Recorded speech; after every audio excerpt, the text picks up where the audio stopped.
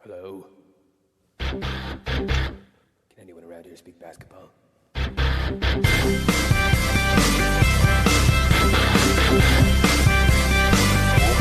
it is. It's the Confederacy of Dunks Basketball Podcast.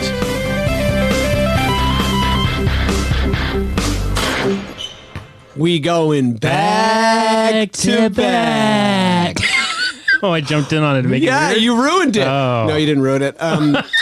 Hello, welcome to the Confederacy of Dunks Basketball Podcast. Oh my God, the harmonization. Wow. I am your host, Freddie Reis, and who are you, sir? I'm your producer, Matt Duncan. Wonderful. If my head was cold, what might I do to warm that head up? Folks, right now it's looking like it's 1 degree out with a low of -5.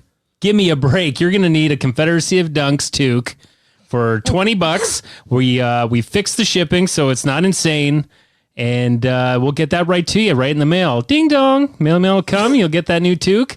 Keep them warm, and you're promoting the pod and helping support us. You, sir, are a smooth operator. That's all I can say. If people are listening to this podcast and they're like, wow, these guys sound like they're struggling. They sound like they're poor. How maybe could somebody help us out? Could they, I don't know, give a small amount of money on a consistent basis? Well, you know what, Freddie? They could. And that's at Patreon. We have our own Patreon at patreon.com/dunkspodcast. If you go to dunkspodcast.com, we have our link there on the right that you can click on. And speaking of Patreon, that's right. We've got a new patron. Hello. Ooh. And his name is Thomas Reis. That's right. No relation to you. Unreal. No, fully related. Yeah. It's my brother.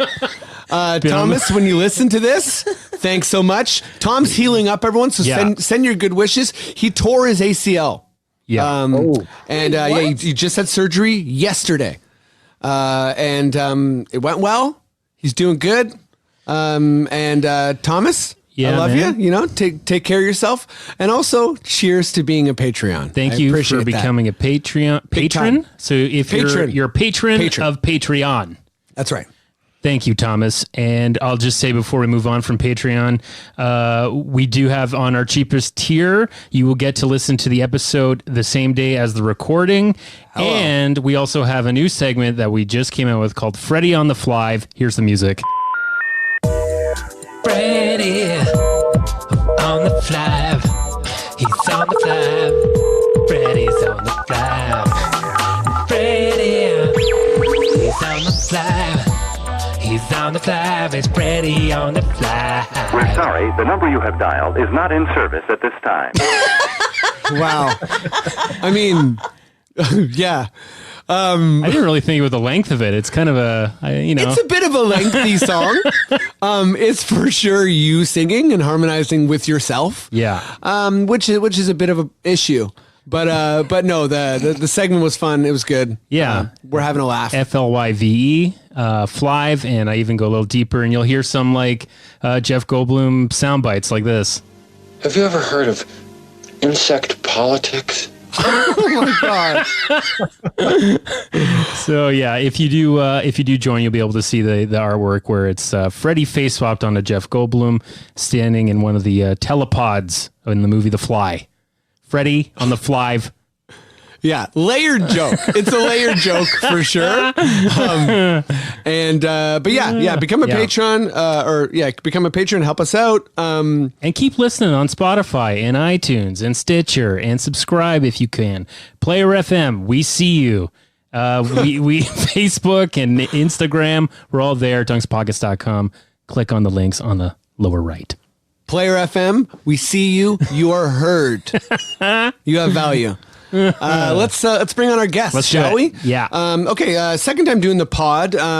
He is a super special guest coming to us from New York City. but Yeah. he is a Torontonian.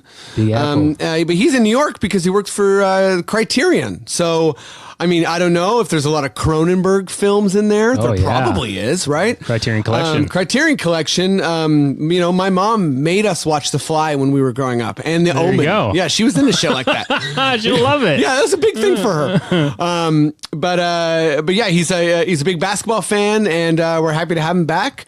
Give it up at home for Daniel Reis. Hello. So I'm walking through Brooklyn. Ooh, That's hello. right. I'm dodging strollers and kids here in Park Slope. You know, gotta watch the ankles. Good. Yeah, that's Park Slope. that's important. Daniel, thanks for doing the pod. Let me just ask right off the top. I feel like I said your last name. It kind of came out like Rice, and it's like Right. Race, right? Right. It's Reis. in Portuguese it's Reis with like kind of like an H, but in English you can just say Reis, like the peanut butter cup. Reese. Oh man, I feel like we had this conversation in the last episode. me too. My bad. But at least he be our didn't call bed you every Kevin, time. Daniel. At least he didn't call you Kevin. Yeah, that's an all timer for me. Friend of the pod, Derek. Deanna Rain. Yeah. You, I called him Kevin. And then I was like, I think I messed up your last name. He's like, well, you called me Kevin and my name's Derek.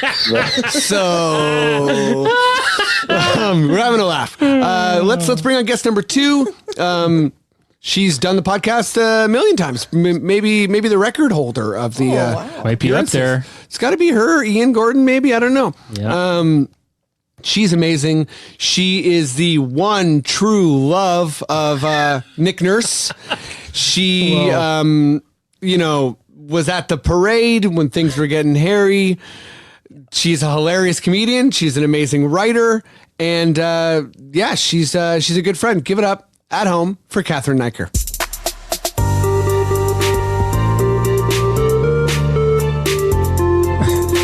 Hello. Next time, call me Kevin. Sure. Yeah, Kevin, Cathryn, you know, that's close. How you doing? Thanks for joining us. I'm great. Thanks for having me once again. I don't know. Hey. I felt a little like just been here a lot. Yeah, a bit of been here, done that with this pod, eh? It's like, okay. Yeah, you're like, how much money are you guys making on Patreon? And can I get a bit? You can transfer me directly, Thomas. Yeah. You can transfer me Yeah, directly. Thomas, your portion enough goes to money. Cathryn. Yeah. Holy cow. Get well soon, Thomas. Yeah, he'll appreciate that. Yeah, I think. You guys wanna get into some Raptor stuff or what? Absolutely. Yeah. Okay, Maddie, would you give me that Raptors sting? Yeah, it's the coughing one. Can Now. somebody get Nurse a fisherman's friend, please? Yeah, that one's for you. Thank you. That one's for you, Catherine.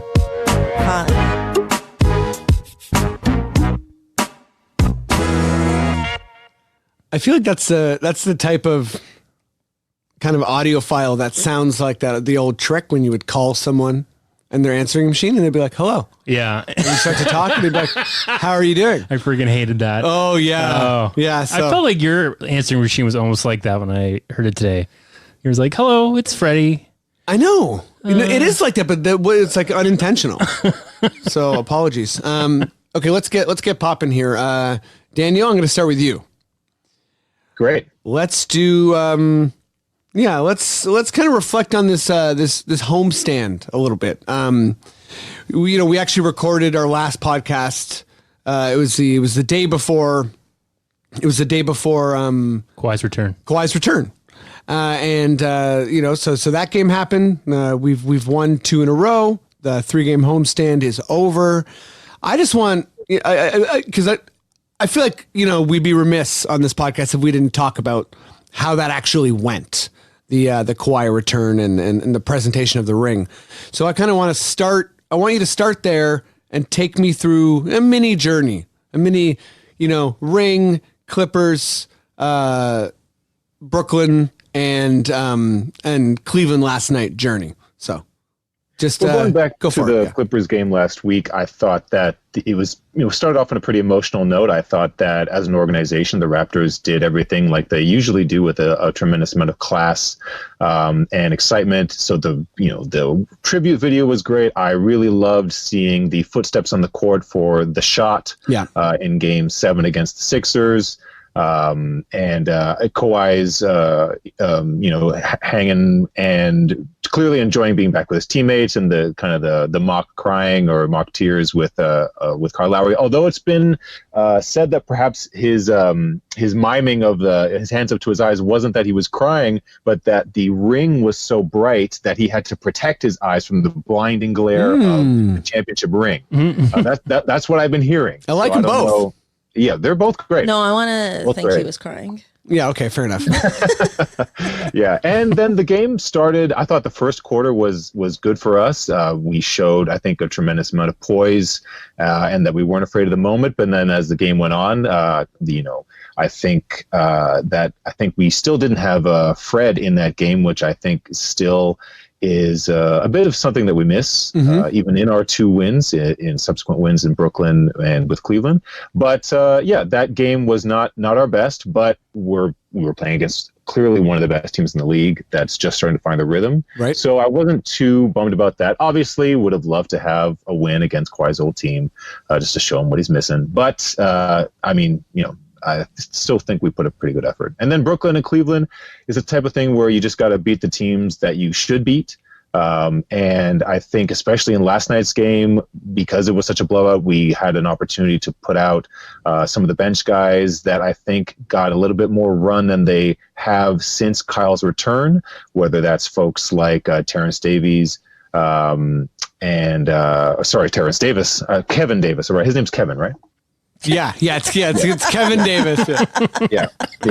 I feel like I set myself up for a runner, you know? Right. Who has probably been my favorite new addition to the team. Clearly we've been getting a lot from other players like Rondé, but Terrence is just his confidence and poise already as a rookie has been super impressive. And I would love to see more of him throughout the rest of the season. And I understand that, he's fighting for minutes along with Kyle, and of course when Fred gets back. But I think that we're kind of getting back to the swing of things, making quick decisions. I thought that in that game, 4 or 5 game swoon that we had of losses before, we just weren't making quick decisions. It wasn't whether or not we made bad ones because we could recover or get second chance points, but we just weren't quick. We weren't executing cleanly and crisply, and I think we're getting back into that now. Yeah, I think just kind of adding on to your last point about like being super decisive, I feel like we kind of hit a point of fatigue, but that point of fatigue, it's not like they got so exhausted that they couldn't recover, but you kind of saw guys not running back super hard in transition, and just a little less kind of like as Gasol likes to say, like the ball wasn't popping around. It was like still, the remnants of like a high IQ offense was there, but it just wasn't kind of executing at a high level, which again makes sense. Kind of reiterating what you were saying about us kind of going up against like high level defenses. Yes, Cathryn, let me hit you with the same question. What was your kind of like thought journey through this last 3 games and the ring ceremony? Well, with the Kawhi return game, I was at that game, which was cool and then not cool. Yes. Yeah. You don't like the air getting sucked out of an arena by a giant vacuum? Not quite. Okay. Like I thought like the ring presentation, all that, and the video was great, and the steps on the court was great. But then for me, like I was like, I don't know if anybody else in this arena is going to feel this way, but it's like, I want to cheer for Kawhi for this moment. And then once the ball goes up, like I'm done. Yeah. Like I'm very ready to move on and move forward. Oh yeah. And I feel like the rest of the crowd was more or less in that same boat, which was cool. Although I felt like when the Raptors starting lineup was being announced, it didn't get quite the same level of cheer as Kawhi's thing did, but I don't even know if that was broadcasted or not. But I was kind of like, okay, I was like looking around, like we can't not cheer louder for our own team now. You know, like, Yeah. I don't know if that threw anybody off. I don't think it did, because we did have a good start, and then It's like the fans were set up to to lose their voice on cheering for maybe. Kawhi. Maybe, I don't know. Yeah. I don't know. It was just as the night progressed, it just got a little too retro night for me. You just like, I don't know if you guys remember when the Raptors had their ring ceremony and some people were like, wow, didn't do anything for Kawhi, not even a mention or anything.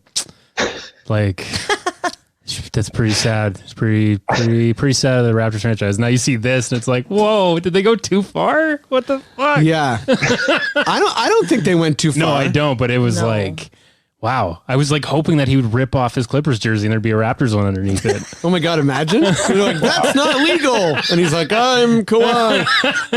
Oh wait, so Cathryn, so jump back into where you were there. No, that was it. Oh yeah, and wait, did you go through the Nets and the? Oh no, sorry. the So Cavs, in or- the last two games, I mean, I If you don't care, that's okay, too. No, I do care. I agree that our decision making has gotten a lot better, and I feel like it just, even though they're teams that, like, yes, we should beat, I just felt like we feel like more like ourselves again after that stretch. But also, it's like I'm learning to be patient with this team, because yes, there's a lot of like, okay, we're bringing back Kyle and we're bringing back Serge, but it's more than that. It's more like they're constantly trying to figure out what works and what doesn't work. And I feel like they're running a lot of like almost like experiments with the team. Like there's always a lot of weird lineups on the court, and it's like suddenly it's like, oh, it's the starting lineup but Pat McCaw for like a while. But it's also like, how else do you know if that works or not unless you run it? So I think Yeah. we were doing a lot of that in that stretch where we were losing games. And now I think our decision making has gotten better as a result. Yeah, no, I think you're bang on. I'll just do like, I feel like you guys hit all the good stuff, which is what I was hoping for, and that ceremony I thought was amazing, and definitely like it got my joke brain thinking like, okay, so what is like, how are they going to use like a lights out projector moment for Danny Green when he comes? Like, what are we going to do? What's his playoff moment? Like, there would definitely be a lot of missed shots, but also I feel like he played a lot of good defense. So it could just show his like steps everywhere. Yeah. And then like a ball gets like nudged out of bounds and they're like, turnover. This was big. Trust me. You know what I mean? Or whatever. Because God. Danny was one of our 6 guys Yeah, he against Philly. He was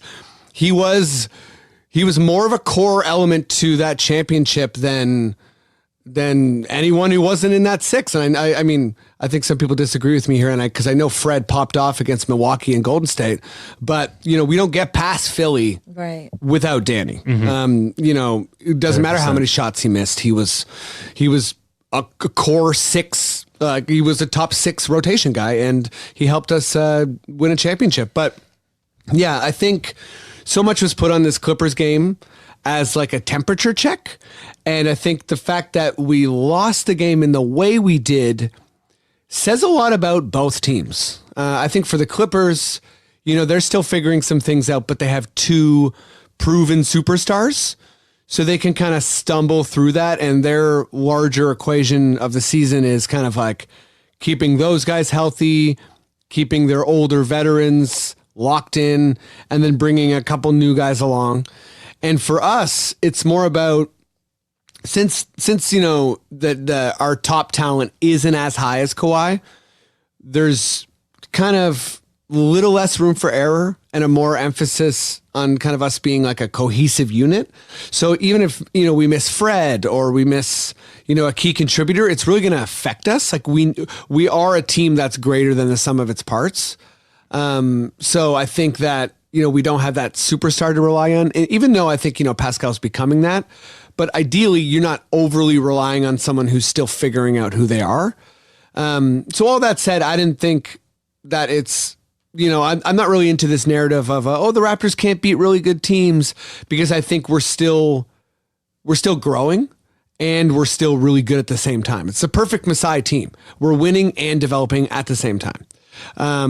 And then, yeah, so the Brooklyn and the Cleveland games, I think I'll be honest, I'm a bit reassured because of the Raptors fans starting to doubt the team a little bit. And, some shakiness. I think there was a potential for the fan base and the squad to lose some confidence if we had bad showings against those teams. But the fact that we handedly beat Brooklyn and we just kind of like sleepwalked to a convincing victory against Cleveland reestablishes this team as, okay, yeah, this is a home court team in the East. And yes, there's things that they need to work out before the playoffs, but unless you're the Bucks unless you're the Bucks, you don't have every team has to work out stuff before the playoffs. So that's my takes there. I think I'm going to move on to the next question, unless Daniel or Cathryn, do you want to add anything to this mini homestand arc? Just that I guess it was like a reverse homecoming game for Tristan Thompson, because I couldn't, I was trying to keep, I had a bet before, like the over under on the amount of dunks on Tristan Thompson's head. And I didn't keep count, but Norm had some truly demoralizing dunks on the Cavaliers last night. There's the alley-oop from Pascal and of course the behind the back pass from Patrick McCaw. And I just love seeing Norm dunk. I think my first memories of him go back to the Bucks against 2017. And I just can't think of, he's the most reliable, demoralizing dunker on an opposing team for the Raptors. Right now. Yeah. Well, like our last question here is all about Norm. So we're going to give Norm some serious praise, but yeah, it's a good point. He actually had that punctuation dunk against Brooklyn too. In that win. Yeah, Tristan Thompson was throwing some shade at us prior to the game, so I'm pretty sure that fueled him. Yeah, he had this. Wait, what was the shade? He had this whole thing. I saw it on Twitter. See, Cathryn, these are the valuable Nick Nurse just had a baby moments for you. You know what I mean? He said that it was something about I'm just gonna remember when Cleveland would beat on Toronto. They think they're good, but it is something to that vein. So what did we say? Specifically directed at Kyle. That's hilarious. So Kyle was like, I too remember 2.5 years ago. Yeah. What's cheers, Tristan. Do you remember last year and this year? Yeah. Tristan last year at the beginning of last season, I remember, the first one without LeBron, said, the East still runs through Cleveland. And they're right. We did run through Cleveland last year. Everyone ran. See, that's why you said it at the kind of outside of this question, Daniel, but you got to beat who's in front of you. And, if we lost to Brooklyn, I would be like, oh no. But, when you lose to a team like Cleveland, even if you're not a good team, even if you're Detroit, it's unacceptable. That's how bad Cleveland is. Cleveland and New York and, a couple other teams in the league, they're so bad that if you're a team that thinks you're not bad, you're supposed to crush them. If you're Orlando, you're like, oh my God, we can't lose to Cleveland. Mm-hmm. That's how bad Cleveland is. It's crazy. I found the quote. Yeah, go for it, Cathryn. But I don't know what happened before the quote. But it just says, it was especially huge for Kyle, just because I know how many times we beat up on him in the playoffs. So I guess he meant it was him talking about the Raptors winning a title. So that quote came out maybe a little bit of a dig, an hour or two before game time. So I'm sure they saw that. Nice. Well, I still, that to me emphasizes a point Tristan's a good chemistry guy. Let's trade him for Serge. No, okay. Let's go to the next question here. And Daniel brought up the it's Kevin. Kevin, sorry, so sorry. Brought up the counting the dunks on Tristan Thompson's head top, and I feel like numbers is the next question. So, anyone who listens to this podcast knows we're not a full, analytics pod, but we all care about numbers in some regard. And, Cathryn, I just wanted this to be an open question, but what's a number you watch in regards to the Raptors? What's number that, not necessarily a bellwether, but something that you find yourself checking a lot? Well, just generally speaking, I'd say I pay more attention to percentages as opposed to hard numbers in terms of points and assists. Cause to me, that's a sign of good decision making as opposed to who's scoring the most or something like that. Like it fluctuates a little less. Yeah, and especially with a team like this, like you said, it's like a team that's how did you say it? Better than the sum of its parts? Better than, yeah, did I say that? But it's I'm gonna trust that it was more than the sum of its more parts. than the sum of Is that? In any case, I feel like you're close, but we all get it. We all get it. We all get it. Oh, Matt just gave me such an approving look. It's very adorable. His face was like, "You're doing your best." Okay. Yeah. So just generally, I look at field goal percentages and stuff like that. But I'm sure this conversation will get deeper. Yeah, it'll get deeper. Yeah. Great. Yeah. Wait. So is that like for you, like kind of like field goal percentages? Is like you're watching like who's hitting threes, who's kind of like shooting? Generally, because it's like, because when that really dips, then you're like, whoa, this is like bad. Like everybody's talking about like Russell Westbrook hitting like only like 23 something % from three. Right. And it's like, holy shit, this guy's really dropped. Totally. Yeah. Is he that on the season? 23? It's pretty low. Shit. It's pretty low. It's pretty bad. It's in the low 20s. But I don't have it in front of me this second, but yeah. I definitely watch, for the Raptors the past couple of years, I've been watching 3-point percentage.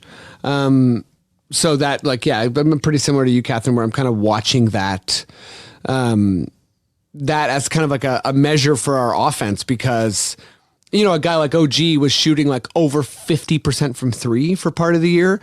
And now, he's down to, 0.387, which is still above league average, but kind of more so where you'd expect him to be type of thing.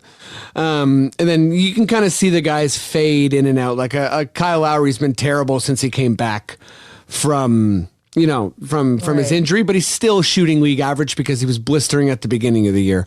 So that kind of like averages itself out. Sorry, Wes is 228.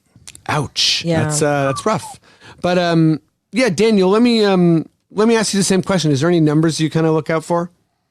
Well, the number I'm looking out for right now, and I'll just say from the jump that this is incredibly facetious, but it's 350. And that's the amount of pounds that James Dolan's bodybuilder's son can bench press.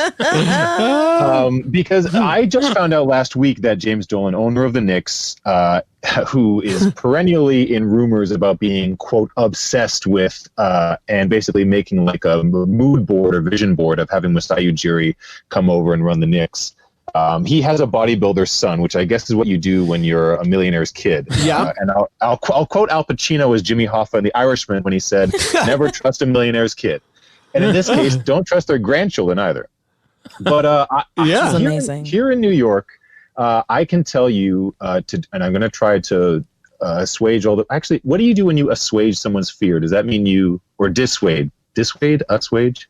I think assuage works. So like it kind assuage. Of, assuage fears of any Raptors fans anywhere, but particularly in Toronto. No Knicks fan here genuinely believes that someone as smart and accomplished as Masai Ujiri will come to join the Knicks. Right.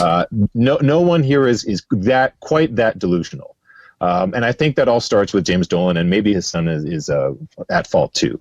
But until James Dolan leaves or sells the team, or if some accident were to befall him, and of course I don't condone any sort of violence whatsoever, and it's in my best interest as a Raptors fan that he stays the head of the Knicks. But if James Dolan, were mysteriously to become ill and die at MSG, you would not be able to find a jury in New York to convict the killer.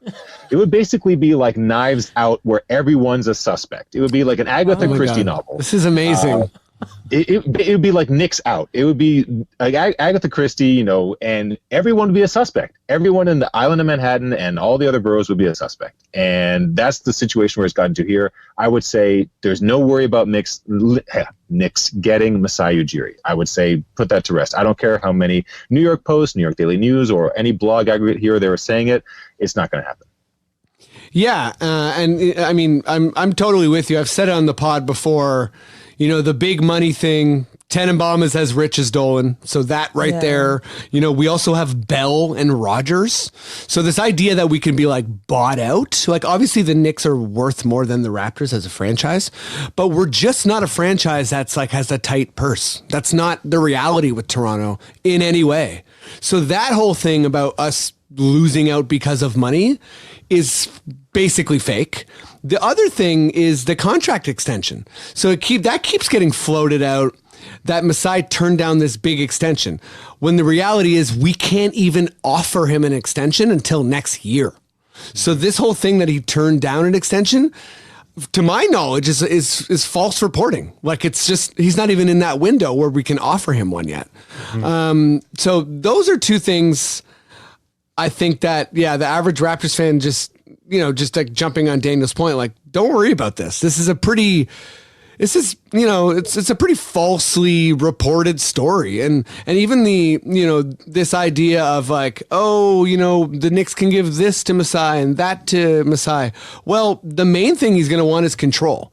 So I think if there's an article that comes out that is like, Steve Mills fired, entire New York's decisions staff fired, they're cleaning house for Masai, Dolan just signed an NDA saying he'll never ever make a decision regarding the Knicks again if Masai comes, then I'll start to be like, okay, this is bad. But I think like if Dolan didn't make like a public declaration that he's handing over all of the decision-making powers to Masai and firing everybody else, then no Raptors fan needs to worry at all.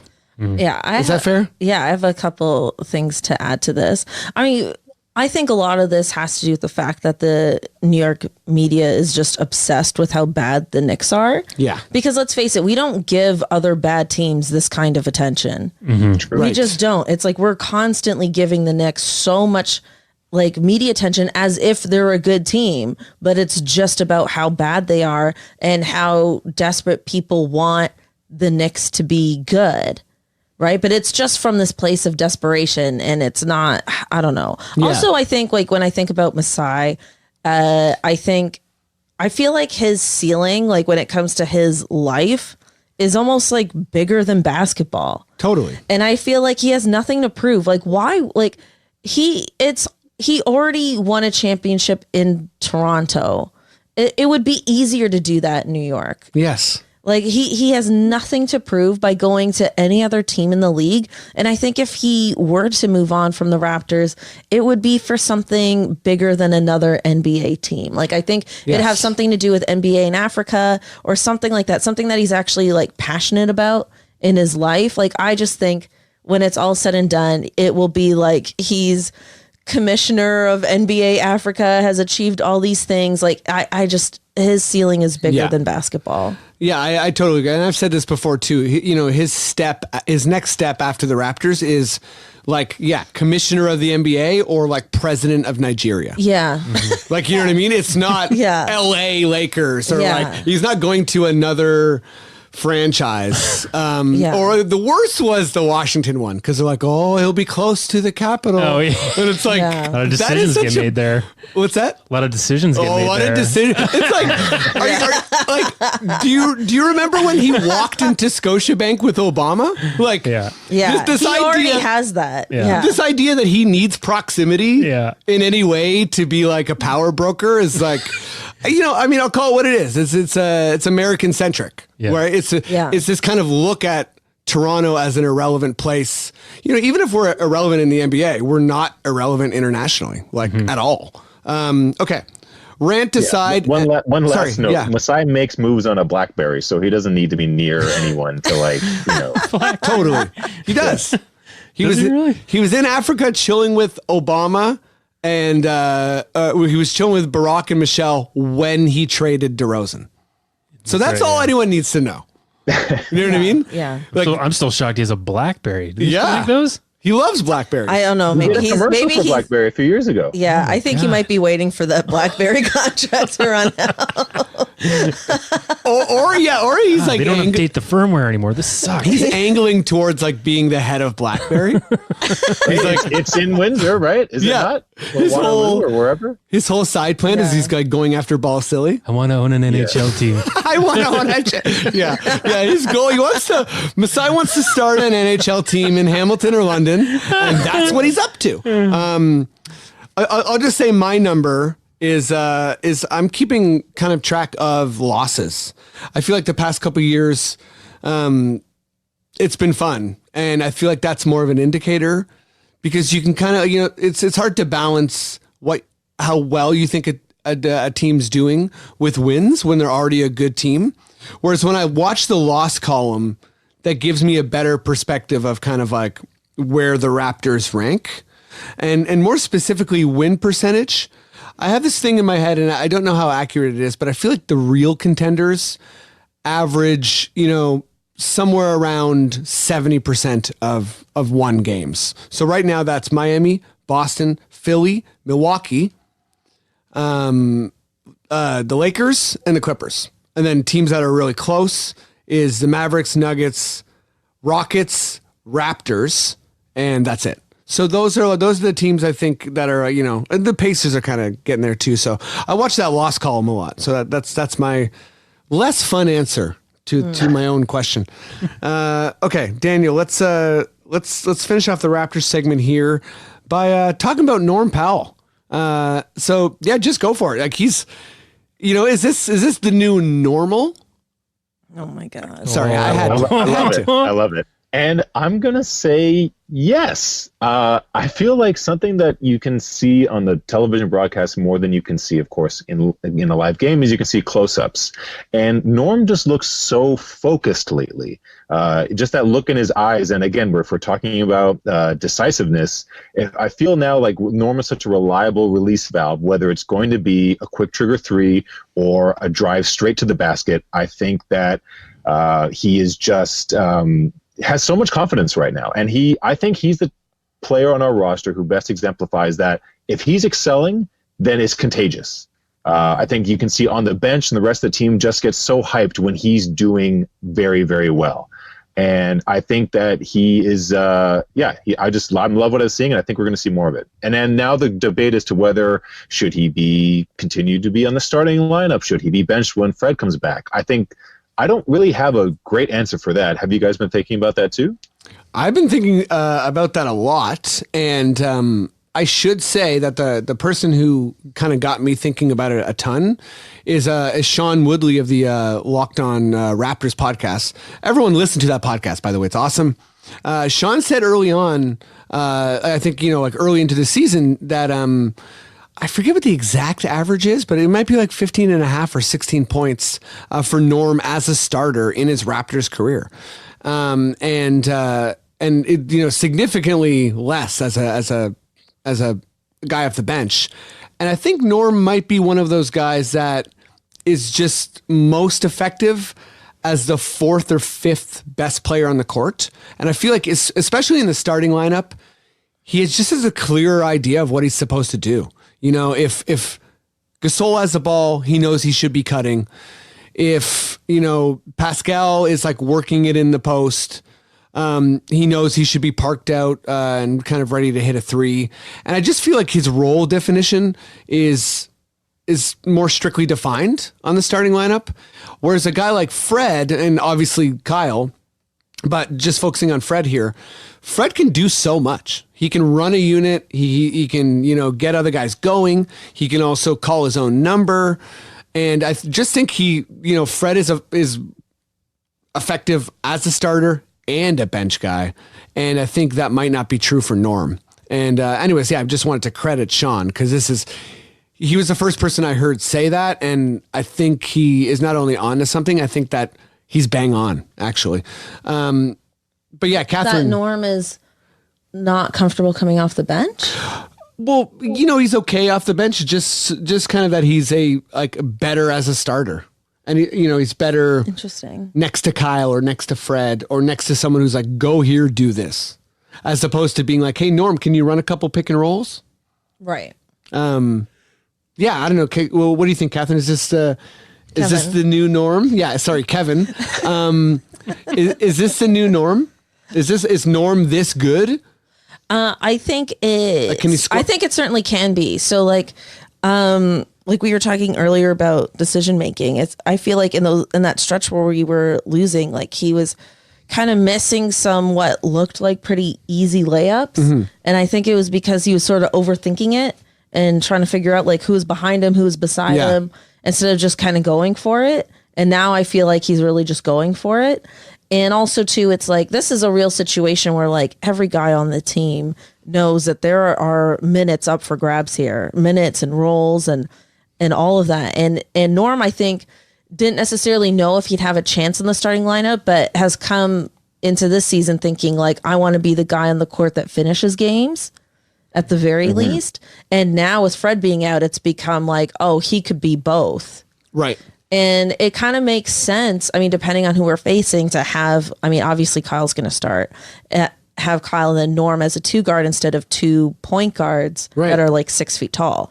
So the only other flip to this, and also, sorry, I wanted to mention that Nick Nurse in his post-game presser last night said that he would reconsider the starting lineup. So that's and that's the first time he big. said that. That is big. Sorry. Yeah, no. So it's like, so I don't think he would say that to the media if he wasn't already considering it. Right. So I think we will see it at least a few games. The only other caveat I could put into this that might mean that Norm doesn't start is like Norm's like on a long-term contract with us. Fred's a free agent at the end of the season. And it might be like, okay, we need to keep Fred happy if we want to keep him. Right. And that might include keeping him in the starting lineup. So it'll be interesting. Or if we're going full galaxy brain here, do you want Fred to come off the bench so you drive down his statistics and therefore his value in the offseason? Wow. We've done that before. I mean, teams do that, right? Like when they know they got a sleeper, they're like, let's keep maybe Norm away let's keep Fred away from averaging 18 and 7. Because if he does, some team is going to offer him a massive payday and we're going to lose him. But there's also, just countering my own counter, is that teams know that sort of thing too. So they might be like, we saw what he could do and it was a long enough window of time. Yeah, I mean, everyone saw the finals. Yeah, that too. Everyone saw Fred have a baby, name it after himself, and then never miss a shot again. Yeah. No, I'm really, really digging kind of like, I think you nailed it, Cathryn. Like Norm is feeling comfortable. He's kind of like seizing the moment and not in a way where it seems like more so he's permanently seizing it. It seems, as opposed to just, being that guy who's like released in like, we've all seen playoff Norm. It's legit. Yeah. Like he definitely rises to the moment. But he seems to always lose out his position. The battle that he seems to be winning, which is kind of surprising me, is against OG. He's getting more minutes than OG, and I just kind of didn't expect that to happen. I feel like OG has so much more upside, but it's fascinating. And any more thoughts on Norm before we move on, Daniel, Cathryn? Just in rewatching the highlights from last night's game, since it was Matty D and Leo on the call, Jack wasn't there, so I felt like Matty D had to kind of summon his own inner Jack. Oh yeah, and there was one particularly emphatic dunk where Matt yelled, "Understand the grind," more than once. Yep. Daniel, thank you. Referring to, I literally was wanting to say this like 1 minute ago, and then I forgot. And then as soon as you started saying it, I'm like, oh my God, I hope he's leading up to understand the grind. Yeah. You could say we all understand the grind now, and I, for one, would like to know where to buy a Norman Powell branded toiletry bag. Actually, a lot of the Raptors players have some nice personalized toiletry bags. I know Pascal's got some, Fred's got some. Nick Nurse has his own hat. I'm sure Cathryn's already placed an order for one of those. You can't buy them. Wow. There's only 4 that exist. Wow. Daniel, when you get a second, swing on over to normanpowell.com. Wow. Understand the grind is but we got the latest from Norm. There's a whole category called Understand the Grind, and there's the Shop NP collection. I think that's probably where you find the toiletry bag. There's slippers. UTG, by the way, you get some UTG slippers. You can Norm up. Is there any high definition videos or anything on that site? I haven't seen any high definition videos yet. Hopefully there's a lot of flash going on, so it's a bit busy for my computer. Sure. But right. No, there's no flash. So funny. Norm doesn't do that. His website's straight up. You know what I mean? No flash, all grind. Okay, let's move over to some NBA. Hold on. What's Pascal's? Like, I know it's like his initials shaped like a heart, but There's no slogan with it, is there? I don't know if there's a slogan. I did He says doing it for you a lot on Instagram, which is a reference to his late father, but I don't know how much of a brand that is. His is the only.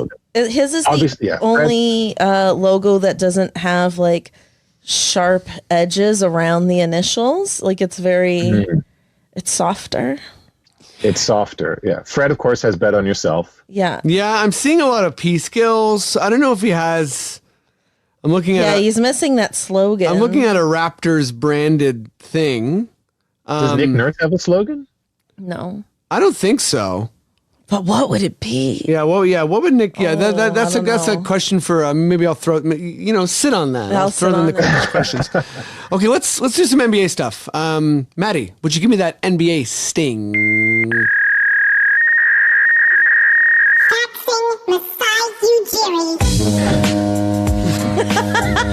Sounds like somebody's phone's ringing. Oh shit! Oh, what segment are we doing? National Basketball Association. Why did you look at me and make me genuinely start to answer that? Matt gave me such a scared look that I'm like, oh, this must not be a bit. This must be a genuine question, but no, this guy's in the TV show Boys. He can act. Okay, let's jump to some NBA stuff. Daniel, I'm gonna start with you. So the G League after that Mexico City game, where Dallas beat the crap out of Detroit. The Adam Silver made an announcement, and he was saying that the G League is going to have its 29th team in Mexico City, which is pretty cool. And yeah, I guess this is just a general question because I think the NBA or basketball in general is just growing so fast that short of I don't know, cricket, I don't know if there's any other competition for the second most popular sport in the world. It seems like it's basketball's got a unobstructed, clear layup towards being the second biggest sport in the world. So, how do you think it should grow, or how would you like to see it grow? I mean, it's a great question about, in terms of growth. Like, do you want to expand or do you want to strengthen? And so, I think it could be an exciting opportunity to have a G League team in Mexico City. And I think something else you also brought up in the rundown is whether the G League is going to unionize. Yes, thank you. I couldn't quite remember. What was that point there? No, just that the G League is the players are debating unionizing, and the player president Sharif Abdul-Rahim is for that. So it seems like it's a thing that's going to happen, which will drive up salaries big time. Like you still have, the Raptors have two-way contracts with. I was just looking at it, like Shamori Pons. And, what's the other guy's name? O'Shea Brissett. They're getting paid like $50,000 or $35,000 a year or something, dramatically low for a professional basketball player. Like those guys are trying to make the NBA. Otherwise they would be in Europe straight up, and you have guys like Mirotic and lots of people just, do you want to try and make the NBA or do you want to be a millionaire? I think a lot of players are faced with that question. And, it would be less of a question if the G League salaries were higher, and I think unionizing is a path to that. Sorry, go ahead, Daniel. No, thank you for illustrating that. I think that it's a absolutely great decision to unionize and to try to make the I guess quote unquote minor league or farm system of the G League to make it competitive with various international leagues around the world, whether it's Spain, whether it's Italy, whether it's Israel or China, or Australia now with LaMelo Ball over there, trying to make that more attractive and trying to integrate it with NBA teams and systems on a deeper level. I think that's very positive. And as you mentioned, Sharif Abdul-Rahim, the president of the G League, he just did a great interview with Woj on his pod last week or 2 weeks ago. Oh, cool! And has lots of these progressive ideas. Yeah, a great interview from him. Because that's I think it's an important question about like whether we want to expand or whether we can strengthen and give more rights to the players currently in the system that want to make it to the NBA. So I would say, from my point of view, we should try to strengthen that and maybe give greater equity to those players, especially up and coming ones, rather than expanding, without much consideration, like willy nilly, like, the NHL with putting teams in places that can't really support them or something like that. Right. Yeah, that's super fair, and I think I'm going to listen to that Sharif Abdul-Rahim Waj pod, even if it's a week or two old, because I'm all about weird new NBA ideas. Even though I'm not down with all of them, but it's kind of like fun. It's a fun place for my basketball head to live. Cathryn, how would you like the NBA to grow, or what would you like to see in the future? Well, I think everything that's happening with the G League is pretty exciting. And I think if they do unionize, I think they probably will. Then it's like, okay, let's see if this sustains itself. And then if that works out, then it's like, okay, well, now there's room for another expansion team. Right.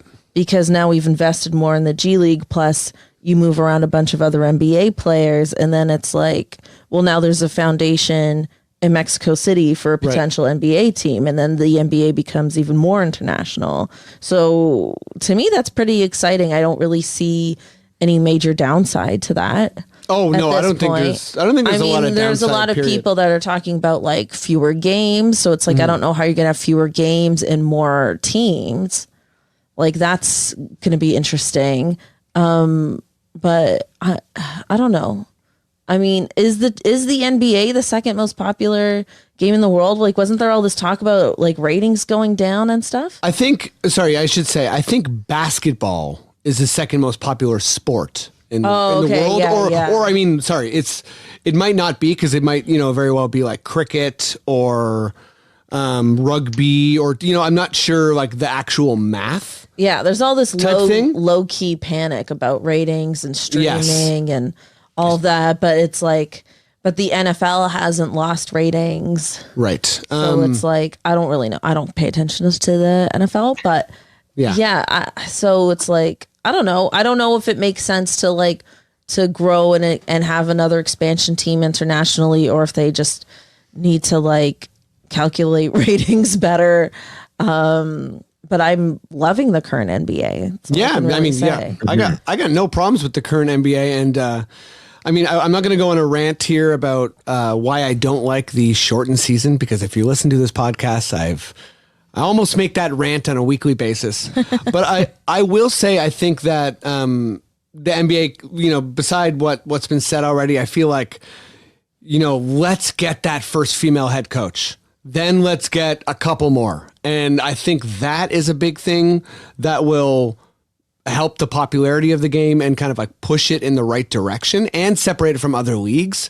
And then the other thing I feel like is super important, and I'm not a marketing guy, so I don't exactly know how to do this, but in order for the NBA to go further towards being a global sport, I think they need to kind of embrace the fact that many fans are going to care about different things.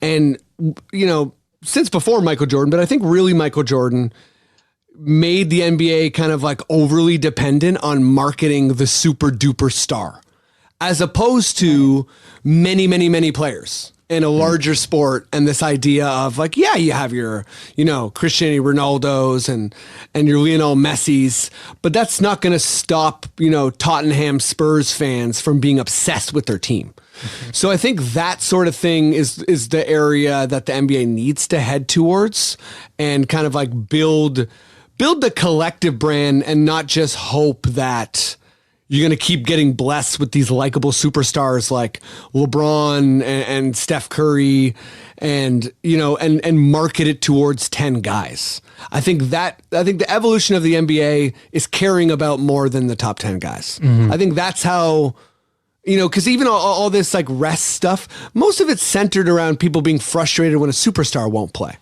And I think the further you go towards not being so obsessed with one guy or a couple guys, the more success the overall league's going to have. So that's That's my take. All said. Cheers, right? Okay. Let's keep going. Okay, so Cathryn, I'm gonna start with you on this one. Where was I? Oh, whoops, I'm scrolling through the wrong chat. Wrong chat. Okay, here we Are you go. streaming another video? I'm streaming another video. God. It's a laugh. No, okay. Oh yeah, this is a fun one. Okay. The preface here is this is kind of your opinion on where a particular team is at now. So you don't have to walk me through the entire 3-year plan. Oh, okay. But I'm focusing more so on who needs to make a decision now. And so here's the question. What team should tank and how? Or who should go all in and how? So who's a team right now in the NBA that they need to make a big decision and they need to just go? And what's their first move-ish? I have an interesting kind of answer on this. I think that team is Detroit. Okay.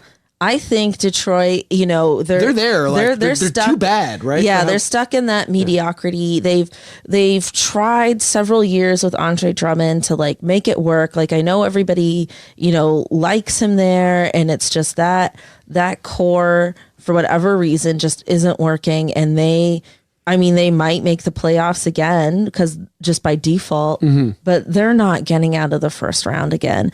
And it's like, do they try to make a trade for another like game-changing player and really make a run, or do they kind of blow it up and decide like, okay, let's get some assets back here and like rebuild? Like that's a team I'm really curious about. And I have also Blake just went down.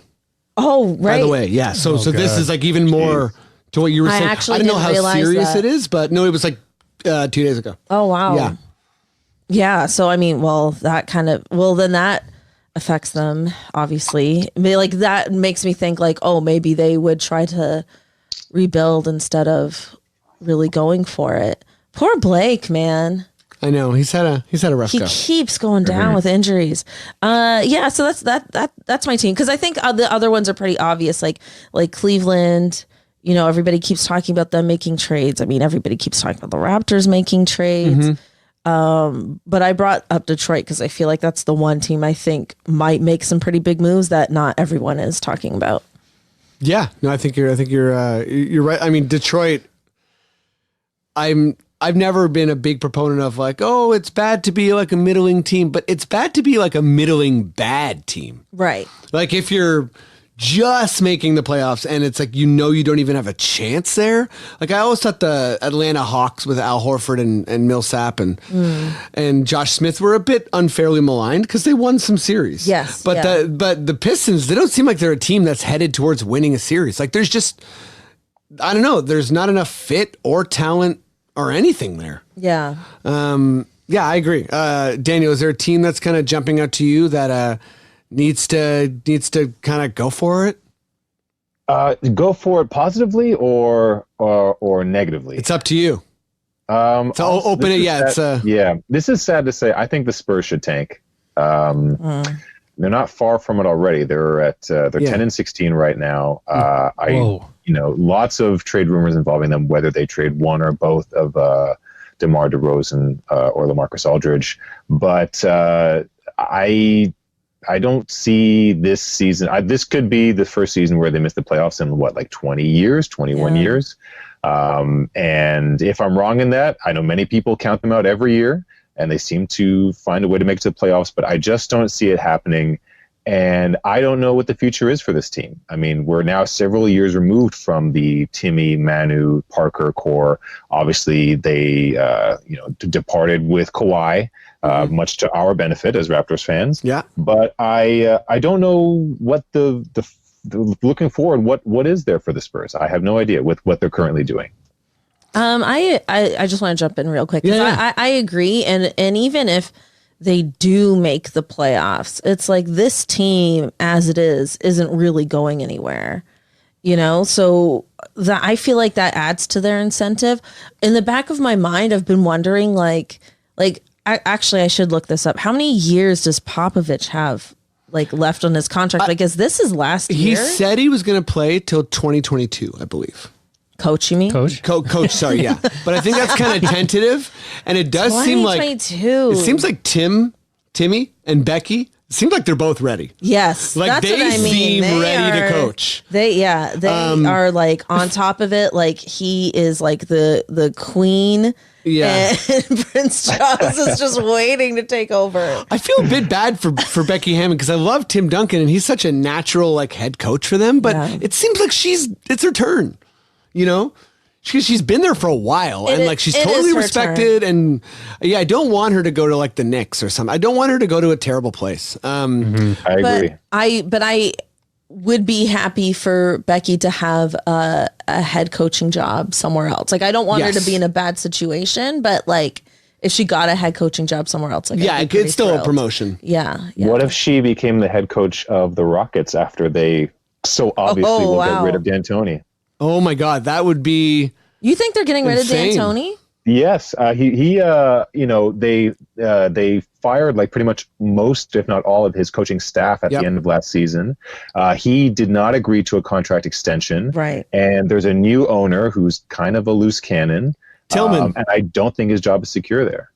I think you're 100% right. I think especially after the Daryl Morey kind of like China tweets, I feel like Tillman Fertitta is just waiting for the Rockets to not win a championship, and it's he's gonna clean house. But the thing with like Harden, Westbrook, it's like, I mean, if D'Antoni can't figure those two out, like I don't know who could. He seems like he would be the right coach to figure out that pairing. I mean, although so it's like I mean, coaches, they're the fall guy, but I don't know how warranted that is. But that being said, that'd be very cool for Becky. Yeah, and looking at the Rockets right now, they're 18-9. So they're it's not optimal, but they should be heading into the playoffs thinking that they can win a championship. Mm-hmm. I think they were my pick to win the West. Maybe not anymore, but or at least the regular season. But so my team is actually I'm kind of split. So I was thinking. I was going to say Denver needs to go all in because I can't think of another team that has as many assets. Like they have Michael Porter Jr. and Bull, and those are guys that aren't even going to play for them. And they just have so much talent that I think they need to kind of do what Masai did and take like a Pirtle and a DeRozan and turn him into a Kawhi. Obviously, that's like super, super hard. But I think that they need to... Who would that player be? I don't know exactly. I think that they have such a good squad anyway, so I can't think of who the amazing dynamic player that they need to go for is. Like Beal would have been the early pick, but he's kind of off the board until next year because of his contract. And I don't know another player that's like as much of a game changer that they could throw like Barton and Harris, and they could really give teams a lot. Maybe they need to kind of like to get on top of a team that's right about to tank or something like that, like Detroit. Or be ready when the Blazers are going to like trade McCollum or something like that. Right. If they do, or maybe it's the Spurs and Aldridge. I mean, that doesn't seem to work with Millsap and Jokic. But the team I think it's clear is the Pelicans. I think the Pelicans. Oh yeah. Looks like Zion's not going to play the whole year. Holy, really? Yeah. There's starting to be rumors about that. And if you're them, you're looking at Blake. Awful. Yeah. In his career, and you're looking at Zion, and you're like, yep. We want this guy's our future. So Drew Holiday, everybody loves. Find that guy a team, and that's not going to be that hard, I don't think, even though his contract's massive. And then the other guy is Brandon Ingram. If they're thinking about their future money, they can't re-sign him. Right. So they need to trade him to somebody who is going forward or maybe wants to re-sign Brandon Ingram. And just build around Ball. Yeah, but they have players, and even JJ Redick is on the Pelicans, and he probably wants out. Yeah, he's never missed. I think JJ Redick would be easier to trade, maybe. Yeah, totally. He's like he's never missed the playoffs, right? So he's a proven guy. Those are my teams. You want to do some quickish questions? Was that my last NBA question? No trades for the Raptors. I think so. No, I can't think of any trades for the Raptors. I can't either. But everyone in the U.S. seems convinced. Dan? Convinced? Yeah. I can't. Oh, okay, no. I had one wild Raptors trade idea I'm just going to throw out. Just as a temperature take. Because here's how I think of the Raptors. All right. Uh-huh. If you think the Raptors should get worse this season, just go away. Yeah. You're not smart. But if you're interested in how the Raptors could better themselves this year, that's interesting to me. So, what about this? Who says no in this trade scenario? You call the Rockets and you say, what's it going to take to get Clint Capella? Because you have zero flexibility. You're stuck with Russell Westbrook. You'll never trade Harden. You won't trade Tucker because he has too much value. But we'll give you Marc Gasol and Norm or something for Clint. And then we have Clint under a wicked contract for like 4 years, and the Rockets suddenly have more flexibility. You know, they could trade Gasol or they could keep him and still be good. And you can also sell them, hey, you know, if you bring Gasol in, you'll probably win a championship because that's how good he is. I mean, that's obviously ludicrous, and Clint's amazing. But yeah, I think it needs to be outside of the box. That's how the Raptors got to approach this. Cathryn, how wrong am I? I mean, it's giving up a lot. We're giving up a lot. Yeah, I think I agree, so. but don't you like the idea of Clint and like Pascal long term? It's pretty nice, right? Yeah. Okay, you know what? No, I'll back down. And I love Gasol, so it could be Ibaka too. No, we can't lose Gasol and Ibaka. No, I mean, it won't one or the other. Like if they need a center back type thing. Yeah. Daniel, what are you? How wrong? You'd am I? obviously want to balk it. How many years left is on trio Capella's back. contract? I know that it is a good contract. Clint Capella, I think he started it this year. And I think it's a 4-year contract.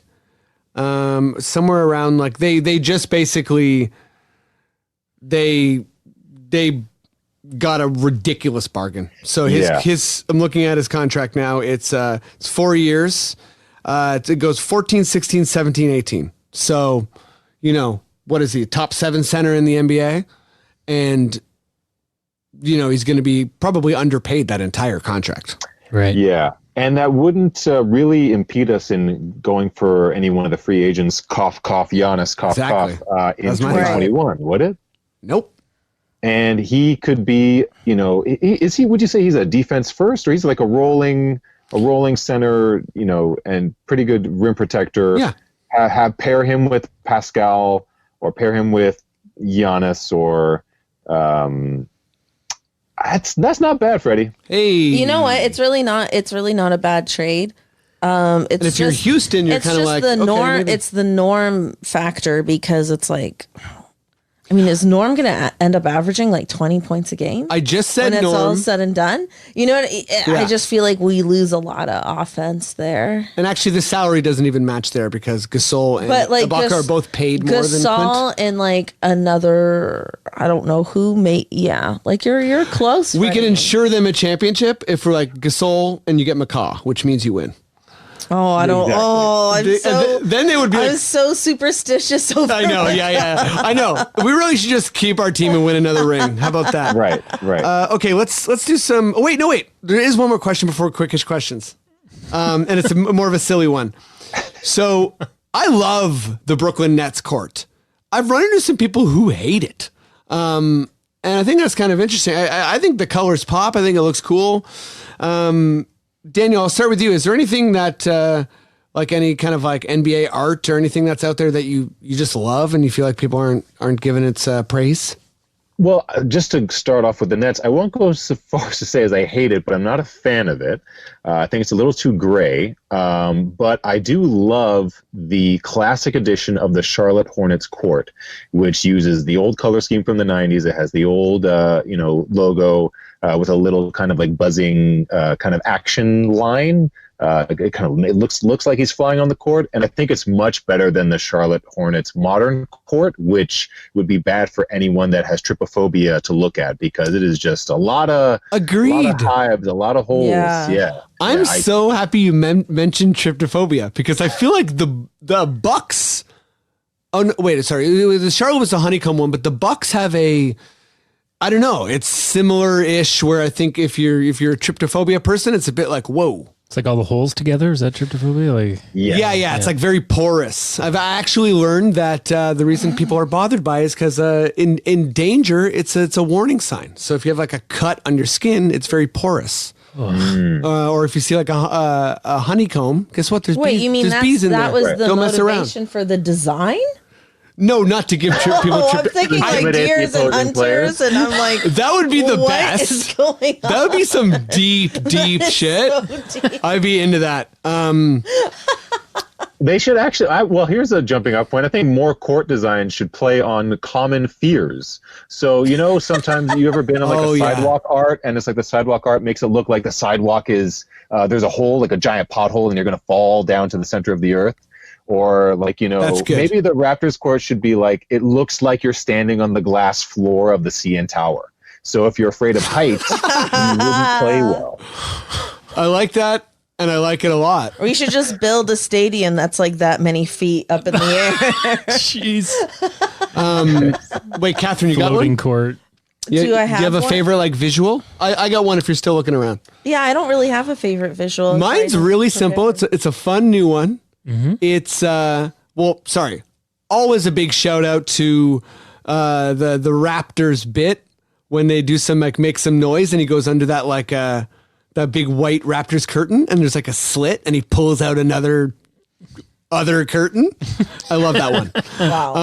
Caitlin's always like, why do you get so excited about this? I'm like, this is my shit, babe. And yeah, I'm cool. The thing I'm really enjoying kind of optically is the coach's challenge. I feel like it's so goofy, and it looks like the part of the game where it's like, oh, it's Flubber's time to shine. Oh yeah. Well, when Nurse started hugging the coaches, like what? The green light. I like the green light. It feels. I don't know. It feels like you're in Montreal, and they're celebrating the winter with some bright lights. Okay, Cathryn, time's up. What do you got? I don't have anything. Those lights are so obnoxious. It's going to kill. If anything kills the coach's challenge, it's those lights. I know, which could be a fun story. Not even, right? I don't know. I'm happy for you, Freddie. That's how I feel. Cheers. Great. So what's up? Wait, do you have a favorite visual? Just visual. No. Is there anything when you're scrolling or when you're watching a Raptor game, you're like, that looks cool? That Devlin's hair. Oh, that always looks great. Yeah, Devlin's hair is always on point. Maybe he orders from Sephora too. Oh, I'm sure. I wonder what he uses. He simply must. Yeah. Anyway, I'll go with Devlin's hair. He uses mane and tail. Okay, let's. It's the horse shampoo. I got distracted there for a second because I realized that I might stutter through some of these quickish questions, but let's give her a go. Maddie, would you hit me with that quickish question sting? Quickish Questions!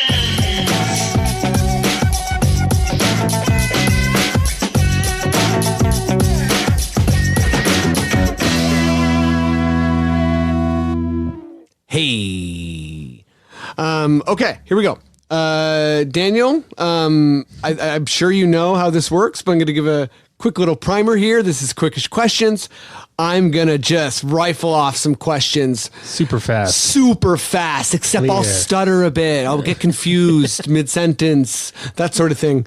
But it's your job to answer as fast as you can. Yep. You can't delay. You better not phone a friend. And... and there's no workarounds, right? So you just got to answer as quick as you possibly can. Does that make sense? Just like Lance Stevenson, I'm born ready. Oh, I like that. I first heard Lance Armstrong in my mind, and I was like, Lance Armstrong doesn't say that. But Lance Stevenson, okay, born ready, 8th grader. Okay, Daniel, let's start with you. Here we go. This one's from Jonathan. When Fred returns from injury, does he come off the bench or back into the starting lineup? For his first game back, I think he'll still start. Fair enough. Cathryn, this one's coming from Jim. Norm or OG for MIP? Oh. I'm gonna go Norm. Just because I think OG was so in and out last year, it's kind of hard to compare. And I feel like for MIP, you really want to have like a solid comparison to the previous season. Yeah, fair. I feel like everyone on the Raptors is really leveled up. Yes. They all kind of deserve it. I agree. Okay. Matt, it's coming from Tom. Hi, Tom. What percentage of casual watchers of the broadcast think that Matt Devlin is implying a player is from whatever far-flung city he cites when they hit a deep three? So what's the percentage of confused listeners who are like, what the? Serge is from Peterborough? I'm going to be very honest with this. I'm going to say 26%. Oh, and he restarted the sound. Good. It's Okay. like, what is going on? It's just Matt being cool. He peacocks a bit. Okay. Better than Russell Westbrook's 3-point average, so that's not bad. Oh, that's true. Hey, Kevin coming in with the nice callback there. Okay, Daniel, this is a follow-up to the question I just asked Matt from Tristan. If you were playing for the Raptors, where would you want him to say you hit a three from? Matt From Devlin. Moose Jaw. Moose Jaw. That would be a good one. Oh, that's fun. Yeah. Okay. So let's do Cathryn. It's come from Josh. Biggest disappointment of a team this year. And he said, there's a little ellipses, and he said, Philly. Oh, wait. Like you're. He kinda he's the answered his own question. He's the most disappointed in Philly. I guess so, yes. Oh, okay. I'm gonna say Denver. That's a nice take. Yeah, I thought Denver was gonna lead the West still, because I thought maybe the Lakers and the Clippers wouldn't value the regular season quite as hard, and that they would both partake in a little load management. But I'm wrong. All right, Matt, I feel like this question requires more research than we're able to do for Quickish Questions, but I'm going to hit you with it anyways. It's come from Tyler. I wrote yesterday what team would win 95... I wrote yesterday what team would win, the 95 Raptors, or Raptors all-time second-round pick team?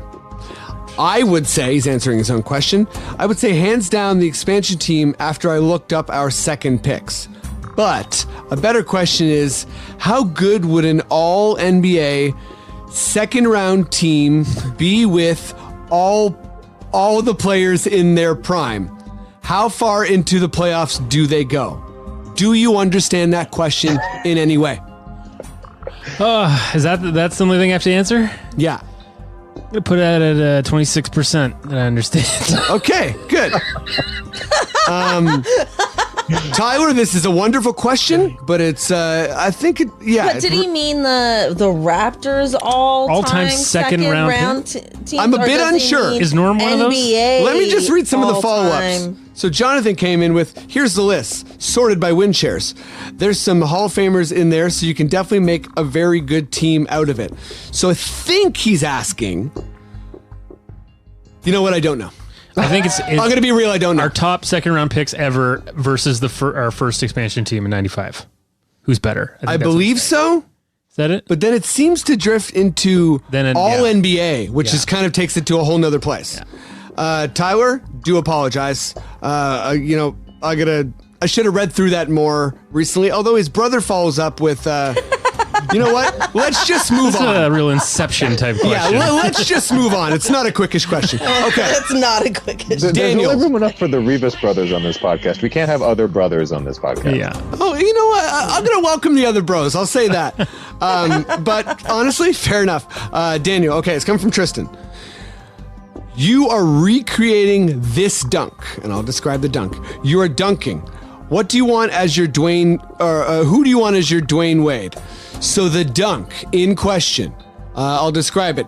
Dwayne Wade dunks, and then as soon as he's done dunking, he kind of like opens his arm like he's going to be teleported, like To a UFO? like a Jesus teleportation, like his arms open up like a Jesus statue. Yeah, like if he's making a sound, it's like So, with all of that described, also a bit of a really, really tough quickish question because it's a picture. But let me just say this: in this hypothetical scenario, if you can remember the dunk, who would you replace Dwayne Wade with? Right. So in this scenario, I would be LeBron, and then so I can choose a Dwayne Wade of my choose. It's the famous photo of the alley-oop or whatever. Yes, exactly. Yes. Well, just piggybacking off of your suggestion, why not the Jesus statue from Rio? Why not? He's got a good wingspan. It looks like. Yeah, I love it. I feel like he could go hard in the paint since he's made of granite or whatever. That's a perfect he might not answer. be the fastest player, but he's got fundamentals. I like it. Jesus. I like it a lot. Okay, Cathryn. Wow. How quickly should the Orlando Magic trade for Chris Paul?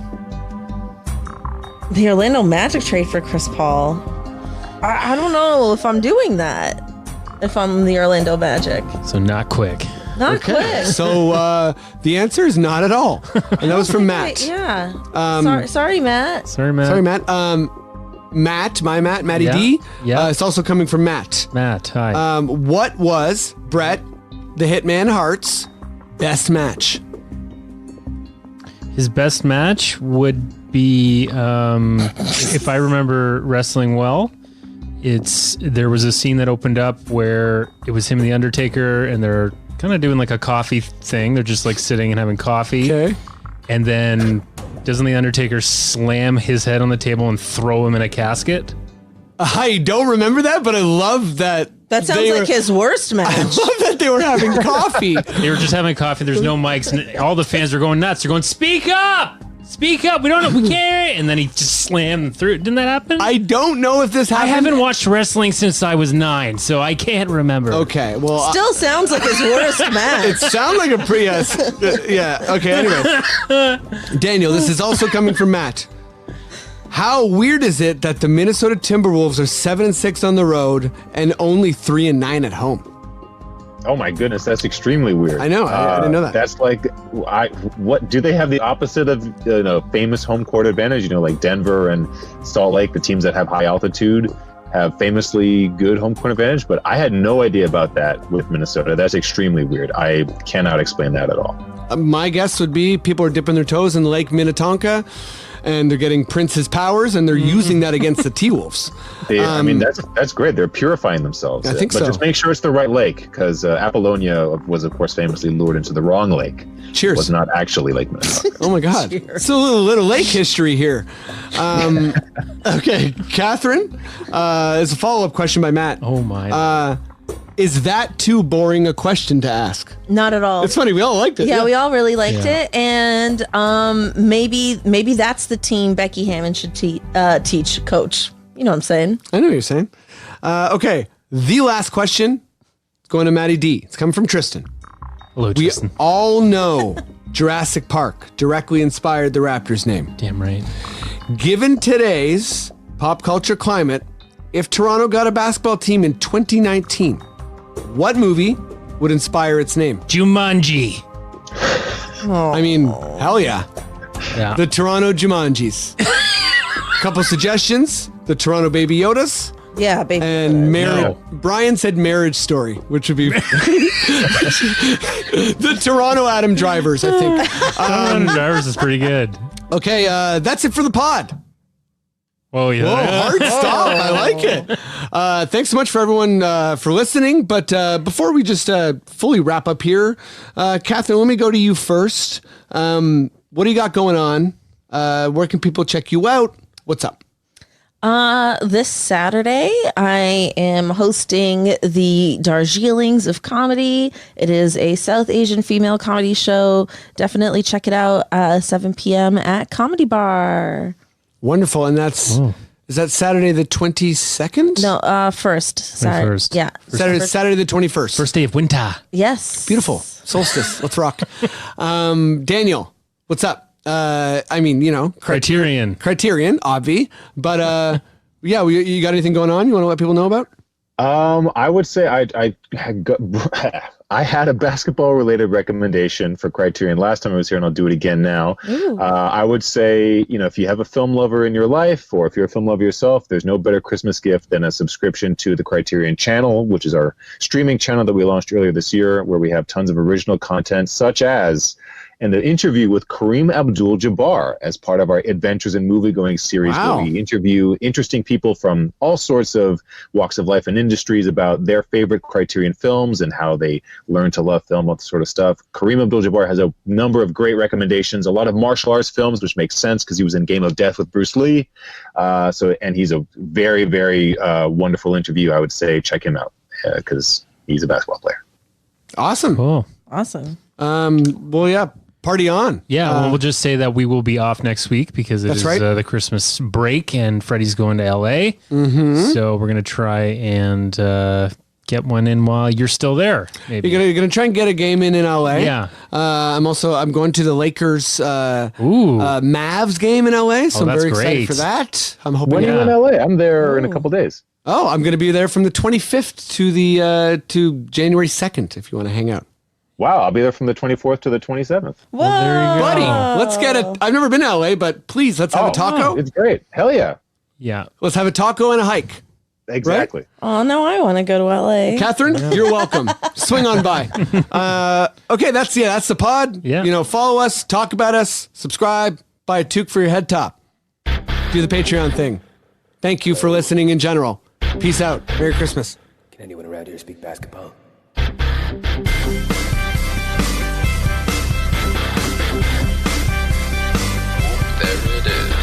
It's the Confederacy of Dunks Basketball Podcast.